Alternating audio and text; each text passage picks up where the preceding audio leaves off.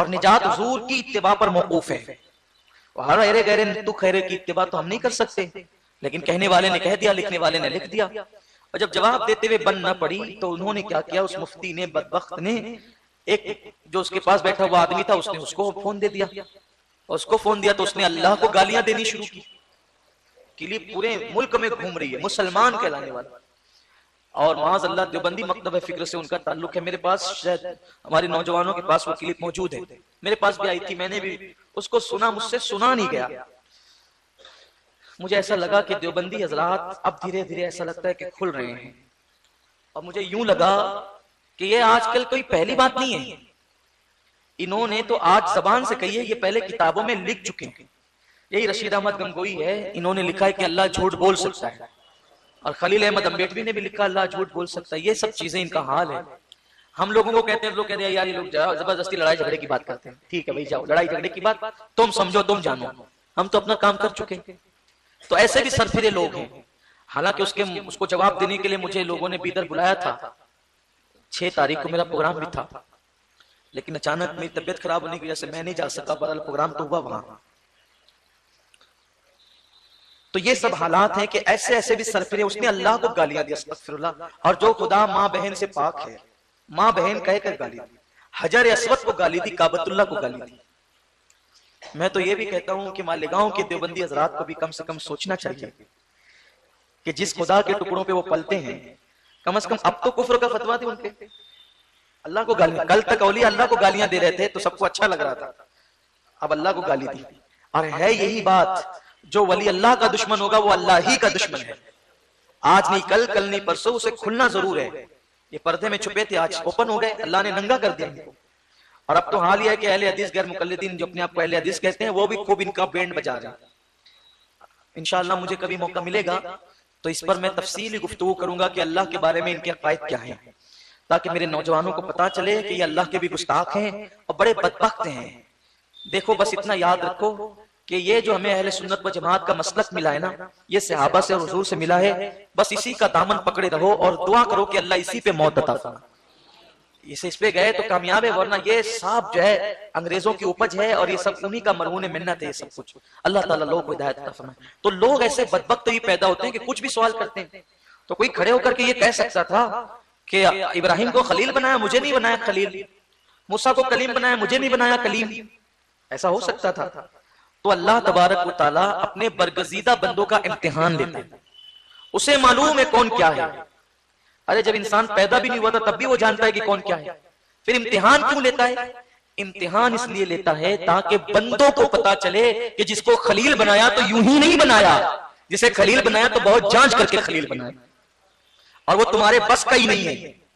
جو وہ کر گزرے وہ تمہارے بس کا ہی نہیں ہے، تم کر ہی نہیں سکتے. وہ بڑے بڑے دعوے کرنا الگ بات ہے، اور جب قدرت امتحان لینے پر آئے، خدا امتحان لے تو پھر امتحان دے دینا، یہ صرف اللہ والوں کی شان ہے، یہ اللہ والوں کا کام ہے. اور اس نے کہا ہم ضرور آزمائیں گے تمہیں، اور اللہ کے جو جتنا قریبی ہوگا اللہ اس کو اتنا زیادہ آزمائے گا. اس لیے دیکھو اللہ کے سب سے زیادہ مقرب حضور علیہ السلام ہے، کتنا آزمایا، کتنا آزمایا، کانٹوں پہ چلوایا. مکے میں کانٹوں پہ چلے نا، پتھر برسائے گئے، 3 سال تک کے شعب ابی طالب میں قید کیا گیا. حضور کے گھر کے بچوں نے درخت کی چمڑیاں چبائی، درخت اونٹوں کی چمڑیاں چبائی، درخت کی پتیاں کھائی. آزمائش یا آزمائش ہے. آقا فرماتے ہیں اللہ کی راہ میں مجھے جتنا آزمایا گیا ہے اتنا کسی نبی کو بھی آزمایا نہیں گیا. اور حضور کے بعد نبیوں میں سب سے زیادہ کوئی آزمائے گئے تو حضرت ابراہیم خلیل اللہ ہے. اسی لیے ان کا مرتبہ ہمارے نبی صلی اللہ علیہ وآلہ وسلم کے بعد. حضرت ابراہیم خلیل اللہ علیہ السلام کی پیدائش سے پہلے ہی ایک شخص تھا جس کا نام نمرود تھا، اور نمرود کو اللہ نے پوری دنیا پر حکومت عطا کی تھی. یہ نمرود وہ انسان ہے جس کو اللہ نے پوری دنیا کی حکومت عطا کی تھی، پوری دنیا پہ یہ حکومت کرتا تھا، حکمراں تھا. لیکن جب اللہ نے حکومت دی تو مغرور ہو گیا، غرور اور تکبر اس میں آ گیا. تو جانتے ہیں جب بھی انسان نعمت پانے کے بعد مغرور ہوتا ہے تو اللہ تبارک و تعالیٰ پھر اس سے وہ نعمت چھین لیتا ہے. اچھا نمرود کی عمر کتنی ہوئی؟ نمرود کی عمر 1000 سال سے کچھ تجاوز کر گیا. اللہ نے بڑی لمبی عمر اس بدبخت کو دی تھی. یہ ایک بات ہے، مومن کی لمبی عمر مومن کے لیے رحمت ہے، اور کافر کی لمبی عمر اس کے لیے اللہ کا عذاب ہے۔ تو نمرود جو تھا حکومت کرتے کرتے خدا ہونے کا اس نے دعویٰ کیا، انا ربکم الاعلی، اس نے کہلوایا، اس نے کہنا شروع کیا کہ میں رب ہوں تمہارا اور مجھے خدا مانو۔ اور ظاہر سی بات ہے، آپ جانتے ہیں جس کی لاٹھی اس کی بحث، تو ایسا ہوتا ہے اکثر کہ جس کے پاس حکومت ہو، دولت ہو، مال و منال ہو، تو لوگ اسی کی گانے لگتے ہیں، اسی کی بجانے لگتے ہیں۔ اب نمرود نے کہا میں خدا ہوں، جب کہا کہ میں خدا ہوں، لوگوں نے اس کو خدا کہنا شروع کیا۔ پھر اس نے 90 خدا بنائے، ایک دو پہ بس نہیں کیا، نمرود نے 90 خدا بنائے، 90 ستاروں کی شکل میں الگ خدا، سورج الگ خدا، چاند الگ خدا۔ اب اتنے سارے خداؤں کو ایک بندہ پوجے گا، عبادت کرے گا تو رہے گا کہاں؟ ایک خدا کی عبادت انسان صحیح سے نہیں کر پاتا، وہ اتنوں کو کہاں پوچھتے بیٹھے؟ اللہ تبارک و تعالیٰ نے حضور کی نالین کے صدقے ہم پر بڑا کرم فرمایا کہ ایمان کی دولت عطا کی۔ ہم ایسے خدا کی عبادت کرتے ہیں جو خود زندہ ہے اور لوگوں کو زندگیاں دیتا ہے، خود کھاتا نہیں ہے، اپنے بندوں کو کھلاتا ہے۔ اس کی شان کیا ہے؟ دیکھو، اس کی شان اگر میں تمہیں بتاؤں تو وقت اسی پہ ختم ہو جائے، چند چیزیں اشارتاً بتاتا ہوں۔ ایک کنواں جسے زمزم کا کنواں کہتے ہیں، آج سے 4000 سال پہلے یہ خود سے نکلا۔ آج بھی اس کی گہرائی کوئی زیادہ نہیں ہے، لیکن کروڑوں لیٹر پانی ہر ہفتہ اس سے نکلتا ہے۔ کتنے کنویں اس کے بعد کھودے گئے اور سوکھ گئے، آج تک وہ کنواں کبھی سوکھا نہیں۔ اللہ کی قدرت دیکھو، ہمارے مذہب کی حقانیت، اسلام کی حقانیت دیکھو۔ اسی طرح بے شمار معجزات ہیں جو آج بھی ہم اپنی آنکھوں سے دیکھ سکتے ہیں اور نگاہوں سے دیکھ سکتے ہیں۔ اسلام کتنا حسین ترین اور حقانیت والا مذہب ہے کہ لوگ چاند پر گئے اور چاند پہ جانے کے بعد بڑے خوش ہوئے کہ ہم چاند پر آ گئے، اور ہم نے جب وہ چاند پہ آنے کے بعد بہت بڑا کارنامہ انجام دیا۔ لیکن جب وہ چاند پر پہنچے تو چاند پر پہنچنے کے بعد انہوں نے دیکھا کہ یہ چاند کبھی توڑا گیا تھا، یہ چاند کبھی توڑا گیا تھا، اور توڑنے کے بعد کبھی جوڑا بھی گیا تھا۔ جیسے آئینہ ٹوٹ کر جوڑا جائے تو اس میں سے ایک ہلکا سا نشان ہوتا ہے، ایسے انہوں نے وہاں محسوس کیا۔ تو انہوں نے تحقیق کی کہ اتنا بڑا چاند جو زمین سے بہت بڑا ہے تو اس کو کیسے توڑا جا سکتا ہے، اور توڑ لیا گیا تو پھر جوڑا کیسے جا سکتا ہے۔ جب انہوں نے تحقیق کی تو پتا چلا کہ ہاں آج سے کچھ صدیاں پہلے ایک ایسا اللہ کا برگزیدہ بندہ تھا جس نے مینا کی وادی میں یا جبل ابو قبیس پہ کھڑے رہ کر اشارہ کر کے ہی 2 ٹکڑے کیا تھا۔ اور توڑنا تو سب کو آتا ہے، لیکن انہوں نے جوڑ بھی دیا تھا۔ حضور علیہ السلام نے توڑا بھی تھا اور جوڑا بھی تھا۔ قربان جائیں، جب ان کے انگلی کے اشارے کی شان یہ ہے، انگلی کی، تو ان کے پنجوں کی شان کیا ہوگی؟ اور جب ان کے پنجوں کی شان آپ اندازہ نہیں کر سکتے تو ان کی کلائی کی شان کیا ہوگی؟ یہ جو میں اشارہ کر رہا ہوں یہ میرے گنہگار ہاتھ ان ہاتھوں کے برابر نہیں ہے، بس میں سمجھانے کے لیے۔ تو ان کی کلائی کی شان کیا ہوگی؟ اور جب ان کی کلائی کی شان بے مثال ہے تو ان کے بازوؤں کی قوت کیا ہوگی؟ اور جب ان کا بازو بے مثال ہے تو ان کے سینے کا عالم کیا ہوگا؟ اور ان کے وجود ناز کا عالم کیا ہوگا؟ اور جب ایسے وجود والے محمد کی یہ شان ہے تو محمد عربی کو بنانے والا جو خدا ہے اس کی شان کا عالم کیا ہوگا؟ اس خدا کی قوت کیا ہوگی؟ ہم تو اس اندیکھے خدا کو حضور کے ذریعے سے مانتے ہیں کہ جب یہ ایسے ہیں تو وہ کیسا ہوگا؟ اتنا بڑا رسول ہے، اتنا بڑا رسول ہے۔ دیکھو، لوگوں نے جو سورج کو، چاند کو یہ بنایا نا، خدا بنایا۔ آج بھی ہندوستان کے اندر ایک چیز چل رہی ہے کہ سورج کو نمسکار کرو۔ سورج کو اسکولوں میں جو وہ لوگ چاہتے ہیں کہ یہ عام ہو جائے، اور خاص طور پر گورنمنٹ کے اسکولوں میں کہ سورج کو نمسکار کرو۔ پہلی بات تو مذہب اسلام میں نمسکار کہنا یہی حرام ہے۔ ہم کسی کو، عام انسان کو بھی نمسکار نہیں کر سکتے۔ ہمارے یہاں ہمارا اپنا ایک سلام ہے، ہم سلام کرتے ہیں۔ اگر کسی کافر کو بطور ضرورت اس کو کچھ کہنا پڑے تو ہم اس کو گڈ مارننگ کہہ دیں، گڈ ایوننگ کہہ دیں، اور اپنے حساب سے گڈ آفٹر نون کہہ دیں، یہ آپ کہیں، لیکن البتہ ہم نمسکار نہیں کر سکتے۔ نہ کسی کافر کو سلام کر سکتے ہیں، نہ اس کو نمسکار کر سکتے۔ لوگ نمستے بھی کہتے ہیں، نمسکار بھی کہتے ہیں، اس کا اصل مفہوم ہوتا ہے نمو سیویکار۔ تو یہ جو نمو سیویکار ہے اس کا معنی اسلام میں جائز نہیں ہے، اس کی اجازت اسلام میں نہیں ہے۔ جب انسان کو ہم نمسکار نہیں کر سکتے تو سورج کو کیسے کریں؟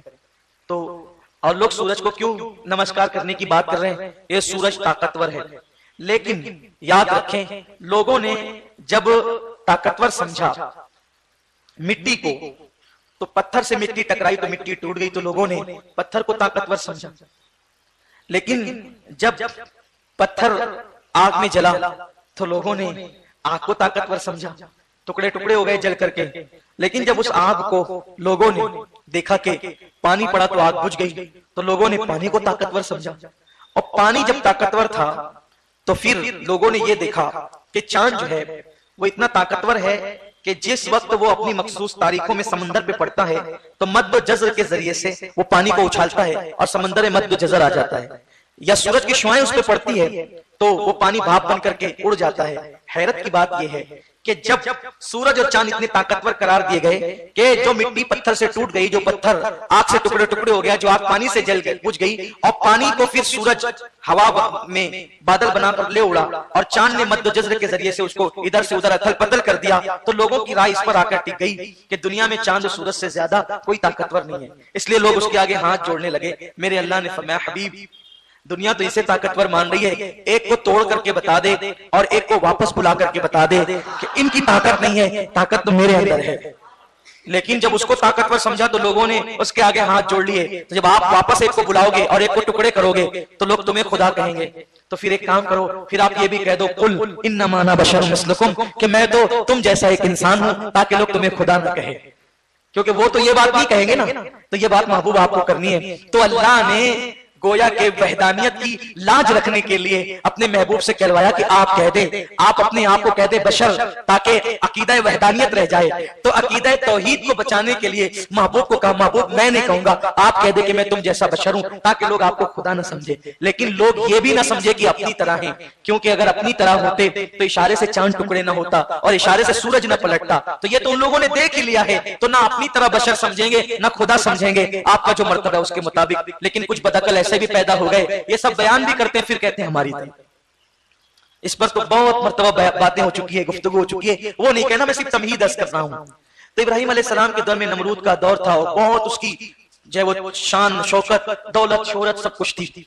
उसने जुल्म किया तो अल्लाह ने उसके जुल्म का खात्मा करने का ऐलान किया इस तरह से कि उसको अल्लाह ने ख्वाब दिखाया और उसने ख्वाब देखा कि एक सितारा तुलू होता है और वो सितारे के आगे रोशनियां और नूरानियत जो मसनूई थी वो सब मान पड़ जाती है।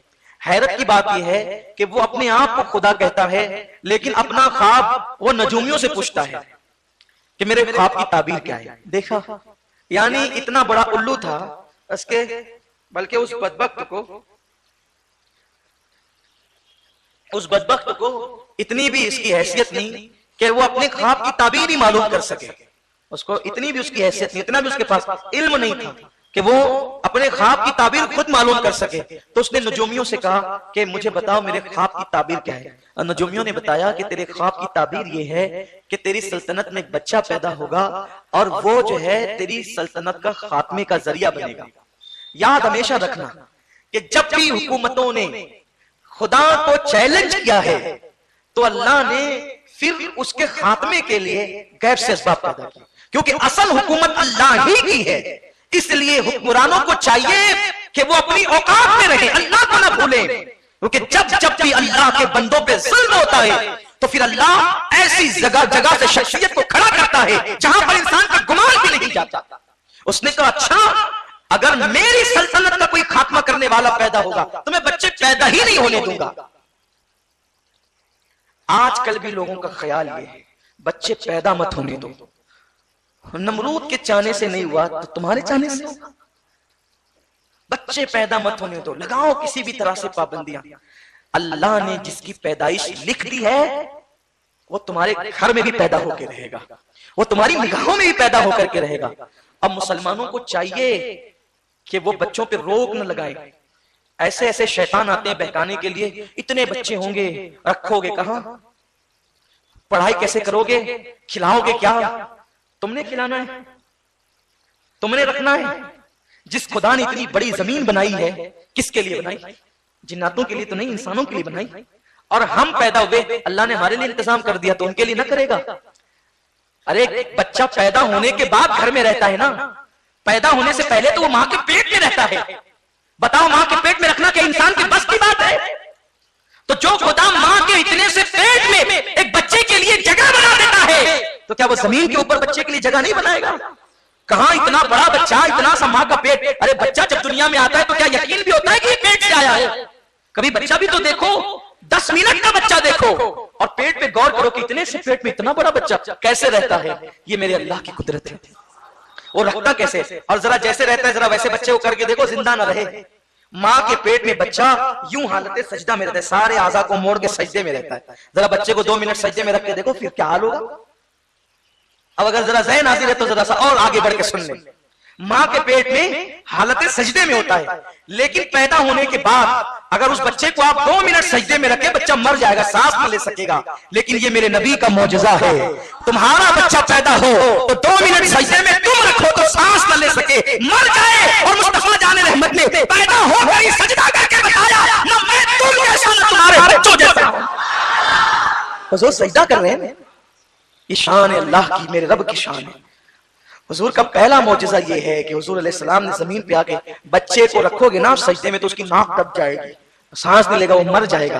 लेकिन हुजूर ने सजदा किया, गोया कि पैदा होकर भी ये शऊर जानते हैं, हाँ शऊर है, जानते हैं कि नाक सजदे में किस पोजीशन पे रखनी चाहिए। इसीलिए तो मेरे इमाम ने कहा, गोद में हालत शबाब, हाले शबाब कुछ न पूछ।